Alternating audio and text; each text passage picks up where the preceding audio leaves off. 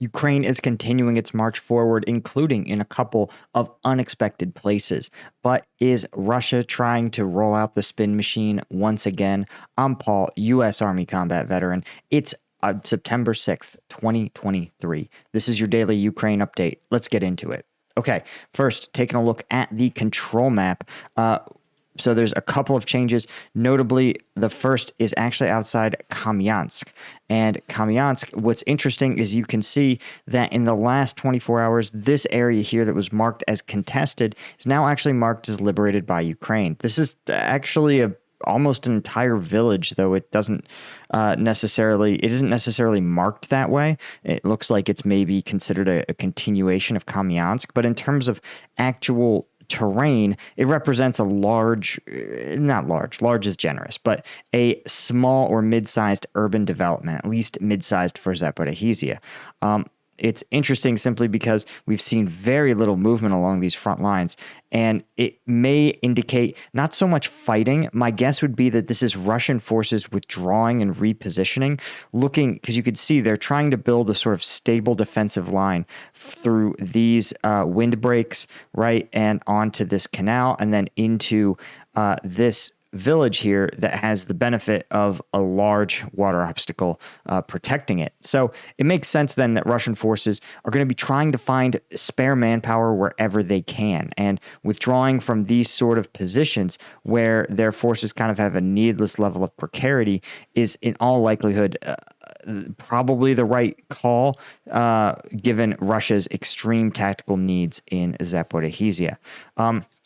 The fact that they're making these sort of trade-offs, though, itself is sort of telling. Now, outside of Robtine, we can see there's been a small advance to the south.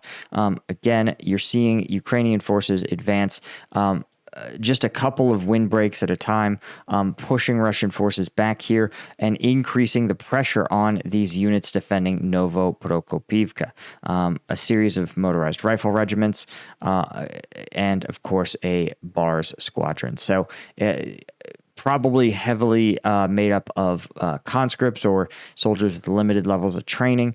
But the fighting in Verbova continues. That's probably the most significant thing. Again, we've seen Ukrainian forces really get into this Sorovikin line, but we're not seeing necessarily a lot of exploitation taking place right now.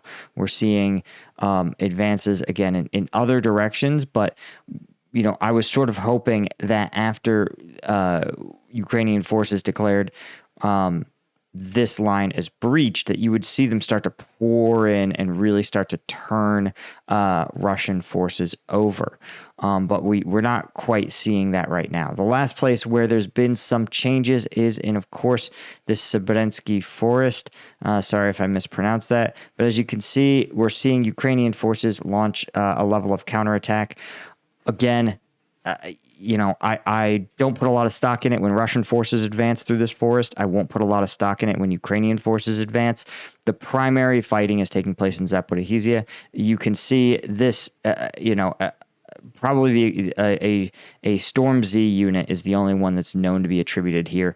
I think these are just very low density areas. This could even be not fighting at all. It could just be Russian forces making minor defensive adjustments, Ukrainian forces moving in and occupying those positions. It's just hard to even say that there's a lot of meaningful terrain here, because as you can see, it's a dense forest, and unless you get to some of these small urban areas, there's not really key terrain at all. None of this is significant. There's no roads that cut through here. This is just a national forest, basically. And it's blocked by the Donetsk, so there's no positions that it can flank.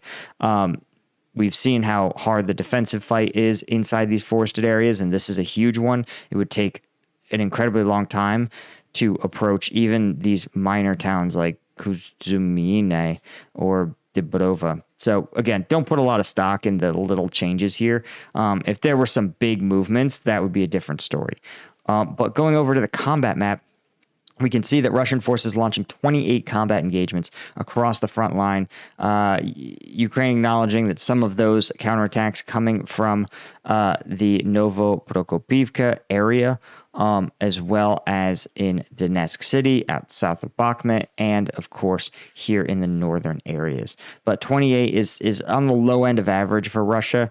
It may indicate some level of conservatism, trying to conserve their combat power for this defensive fight in Zaporizhzhia. But again, all of this is speculation by me at this point. I did want to talk real quick, of course, about my product that I've been working for the better part of a year on. This is Strike Gum. We got 90 milligrams of caffeine in just a single piece of gum. I worked with a manufacturer right in the U.S. in Denver, Colorado. We found a way to take the equivalent of an entire Red Bull of energy and put it in a single piece of gum. So the inspiration, of course, was my time in Afghanistan when I depended on just so many gross, unhealthy, sugar-filled energy drinks, especially Rippets. If you know Rippets, you know what I'm talking about. You depended on them for energy, but you would have a big sugar crash, and it was also just inconvenient to carry cans and cans of these things stuck in your cargo pockets. So I designed Strike Gum to solve that problem. You can go to strikegum.com. Best of all, 50% of the profits from this first production run are going to be donated to charities that support Ukrainian civilians with humanitarian assistance. So again, check it out at strikegum.com. And a huge thanks to all the people who've already gotten their Strike Gum, and the people who've signed up as affiliates. If you're interested in content creation and affiliate marketing, you can sign up. We have an affiliate program where 10% of the sales of Strike Gum through your link get paid out to you. So you can help Ukraine. You can, promote an awesome product that nothing else is out there like it. And you can get a little bit of scratch on the side. Anyway,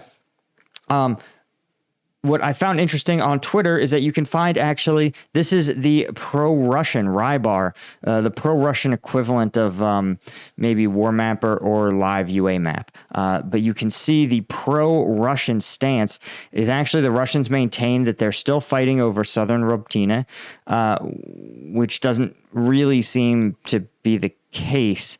I think in reality, these front lines are maybe a kilometer short in all places, right? The fighting is by most reports at the edge of Verbova.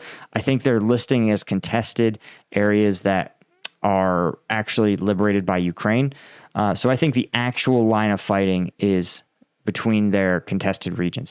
They may be doing something where they interpret the range of artillery or the range of mortar strikes as contested for Russian purposes, whereas Russians within range of Ukrainian indirect fire aren't subject to that. So I think that's probably the interpretation we're seeing here. If you do that calibration, this actually looks like a fairly accurate map. But the key part is that, again, Russia believes that it's still fighting over Robtina and that Verbova is quite a ways from truly being threatened. But you can see they even have their own earthworks now planted, or fortification network mapped on this map. You can see right here, though, just like we talked about, the first and second layer appearing to be very nearly breached, though it doesn't depict Ukraine as having come quite that close to Novoprokopivka. Just an interesting way that the Russian world is trying to spin this war in their favor. Again, if Robtina were so contested, then why aren't we seeing it fall back into Russian hands, right?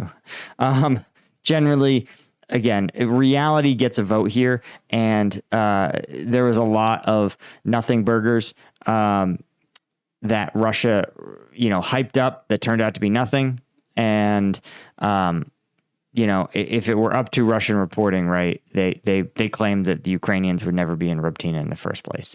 So take it with a grain of salt, but it's good to see, again, what the other side sees and what the other side values. What I also thought was really interesting is that Russia has rolled out a new curriculum for school children.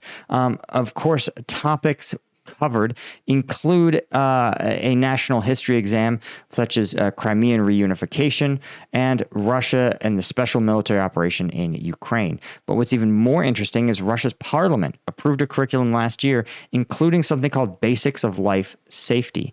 And it's aimed toward high school seniors, including a basic military training module. It includes handling Kalashnikovs, how to use a hand grenade, and uncrewed aerial vehicle operations, UAVs, and as well as battlefield first aid. This is interesting because handling a rifle, throwing a grenade, and performing battlefield first aid are all essential soldier skills. But now Russia seems to believe that using and understanding a drone is as important as putting on a tourniquet and using a grenade. This is really interesting. Even the British military intelligence agrees that this is really a sign of just how much Russia values its UAVs on the battlefield. Of course, the curriculum will also has the goal of indoctrinating students in the pro-Russian stance on the special military operation, instill students with a martial mindset, kind of normalizing military things, and ultimately reduce training timelines for mobilization and deployment. Sounds like some of this curriculum may also be taught or at least involve visits by Ukraine veterans. A really interesting case study, and not just spin, but the fascinating part is the commitment and the belief that UAV operation is as important militarily as a hand grenade. Pretty wild stuff. Anyway, guys, that's all I had. Thank you so much to our Colonel tier members of combatvetnews.com, as well as our Lieutenant tier members. I appreciate each and every one of you guys, and I appreciate every member of Combat Vet News. And I will see you guys in the next one. Cheers.